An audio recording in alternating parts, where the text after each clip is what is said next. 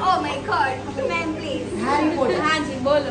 Madam આજનો અમે આવું કામ કર્યું છે જી મેકઅપનું, એ તમને એક્સપિરિયન્સ કેવો રહ્યો? અમે કેવું કામ કર્યું? ખૂબ જ સરસ કામ કર્યું છે તમે. મને આશા નથી ને એટલું સરસ કામ